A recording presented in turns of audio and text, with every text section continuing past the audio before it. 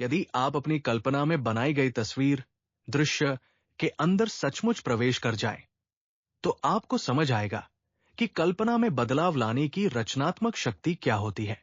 तभी आपकी इच्छा पूरी होगी और तभी आपको सच्ची खुशी मिलेगी। हर कल्पना को वास्तविकता में बदला जा सकता है, लेकिन जब तक आप स्वयं उस दृश्य के अंदर जाकर ऐसा महसूस नहीं करते कि वो अभी सच है, तब तक वो जन्म नहीं ले सकता। इसलिए केवल समय बीतने से इच्छा पूरी होने की उम्मीद करना मूर्खता है।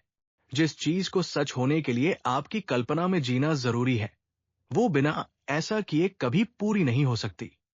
यदि आप एक कल्पना में जी रहे हैं, तो दूसरी कल्पना में न होने का परिणाम भी आपको मिलेगा। कल्पना एक आध्यात्मिक अनुभव है। अपनी पूरी हुई इच्छा के दृश्य में प्रवेश करें और उसे अपनी पांचों इंद्रियों से जीवंत बना दें। मन में वैसा ही व्यवहार करें जैसा आप वास्तव में उस स्थिति में करते। उदाहरण के लिए, कल्पना करें कि आपके हाथ में एक गुलाब है। उसकी खुशबू सूंघिए। क्या आपको उसकी सुगंध महसूस होती है? यदि असली गुलाब वहां नहीं है, तो फिर यह खुशबू कहां से आई? इसका मतलब है कि आपकी कल्पना इंद्रियों जैसा अनुभव करा सकती है। अपनी कल्पना में देखना, सुनना, सूंघना, स्वाद लेना और छूना, इन सब के द्वारा आप अपने दृश्य को इतना वास्तविक बना सकते हैं कि वो जीवंत लगने लगे। यदि आप ऐसा करते हैं, तो परिस्थितियां अपने आप इस तरह बनने लगेंगी कि आपकी इच्छा पूरी हो जाए। बाद में पीछे मुड़कर देखने पर आपको समझ आएगा कि कितनी अदृश्य घटनाएं मिलकर आपको आपके लक्ष्य तक ले आईं। आपने जिन तरीकों से अपनी इच्छा पूरी होते देखी, वे तरीके आप पहले कभी सोच भी नहीं सकते थे।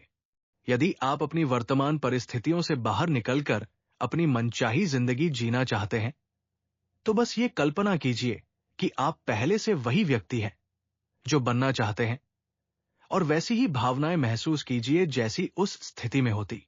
जैसे कोई बच्चा खेल खेल में अपनी मनपसंद दुनिया बना लेता है, वैसे ही आप भी अपनी कल्पना में अपनी नई दुनिया बनाइए। अपने सपने के अंदर जाइए और मन में वही काम कीजिए जो आप वास्तविक जीवन में करते। तब आपको पता चलेगा कि सपने केवल अमीर लोगों के नहीं, बल्कि कल्पना करने वालों के पूरे होते हैं। आपके और आपके सपनों के बीच केवल वर्तमान परिस्थितियां, तथ्य खड़ी है, लेकिन ये परिस्थितियां भी कभी आपकी कल्पना से ही बनी थी। यदि आप अपनी कल्पना बदल देंगे, तो परिस्थितियां भी बदल जाएंगी। अतीत और संशोधन, रिविजन। मनुष्य और उसका अतीत एक दूसरे से जुड़े हुए हैं।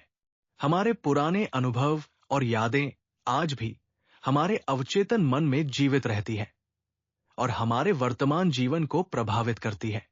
हमें लगता है कि अतीत बीत चुका है और बदला नहीं जा सकता, लेकिन वास्तव में उसका प्रभाव आज भी जारी रहता है। इसलिए यदि आज जीवन में कोई समस्या है, तो उसके कारण अतीत की वे घटनाएं हैं जिन्हें हमने मन में कभी नहीं बदला। इसका उपाय है रिवीजन, रिविजन।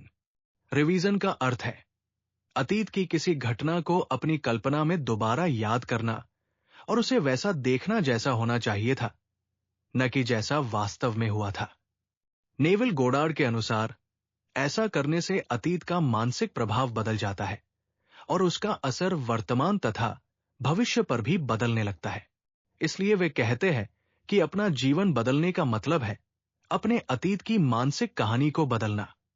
यदि आपने कोई गलती की है, तो सबसे पहला उपाय है रिवीजन। बाइबल यशाया 1:58 में कहा गया है, यदि तुम्हारे पाप लाल रंग जैसे भी हो, तो वे बर्फ की तरह सफेद हो जाएंगे। नेविल कहते हैं कि यह कोई झूठ नहीं है। यदि मन में अतीत बदला जा सकता है, तो उसका प्रभाव भी बदला जा सकता है। अध्याय 2, वही रहो, ड्वेल देयरिन। जॉर्ज हर्बर्ट कहते हैं, कोई भी व्यक्ति शानदार घर तभी बनाता है जब उसका इरादा उसमें रहने का हो। नेविल पूछते हैं, यदि आपका सपना इतना सुंदर है, तो आप उसमें रहते क्यों नहीं? अधिकांश लोग सपने तो बनाते हैं, लेकिन केवल उनके बारे में सोचते रहते हैं। वे कभी अपनी कल्पना में जाकर उस सपने को जीते नहीं। सफल लोग वही हैं जो अपने सपनों में मानसिक रूप से पहले से जीने लगते हैं। मनुष्य जागते हुए नियंत्रित कल्पना के माध्यम से अपना भविष्य पहले से तय कर सकता है। जब आप अपनी इच्छा पूरी होने की भावना में जीते हैं, तो जीवन की घटनाएं आपको धीरे धीरे उसी मंजिल तक पहुंचा देती है। महत्वपूर्ण बात यह है कि सपने के बारे में मत सोचो, बल्कि सपने के अंदर से सोचो। मनुष्य स्वयं कल्पना है, इसलिए जहां उसकी कल्पना होती है, वास्तव में वही उसका स्थान होता है। कल्पना शरीर या इंद्रियों तक सीमित नहीं है। शरीर भले एक जगह हो, लेकिन मन किसी भी स्थान या परिस्थिति में जा सकता है। आप अपनी जागरूकता बदलकर अपनी दुनिया बदल सकते हैं। यदि वर्तमान जीवन आपकी पसंद का नहीं है, तो मन में उसे वैसा देखना शुरू करें जैसा आप चाहते हैं। यही क्षमता मनुष्य को अपनी परिस्थितियां, दूसरों के साथ संबंध और स्वयं को बदलने की शक्ति देती है। डॉक्टर और उनकी पत्नी की सच्ची कहानी। एक डॉक्टर और उनकी पत्नी ने कई वर्षों तक एक नया अपार्टमेंट भवन बनाने का सपना देखा। उनके पास जमीन थी, लेकिन पैसे नहीं थे। उनकी बचत थी, पर उसे खर्च करने से व्यवसाय की सुरक्षा खतरे में पड़ सकती थी। फिर उन्होंने नेविल की शिक्षा अपनाई। उन्होंने पैसे के बारे में सोचना छोड़ दिया और केवल अपने नए भवन पर ध्यान देना शुरू किया। उन्होंने भवन का नक्शा बनाया, उसकी मानसिक तस्वीर तैयार की और रोज कल्पना करने लगे कि भवन बन चुका है। वे मन ही मन उस भवन में घूमते, हर कमरे को देखते, काल्पनिक किराएदारों को कमरे किराए पर देते और दोस्तों से बधाई लेते। उन्होंने अपनी एक परिचित महिला, श्रीमती एक्स, को भी कल्पना में बुलाया, जो पहले उनकी बातों पर विश्वास नहीं करती थी। कल्पना में वे उन्हें पूरा भवन दिखाते और पूछते, डॉक्टर, आपको यह कैसा लगा?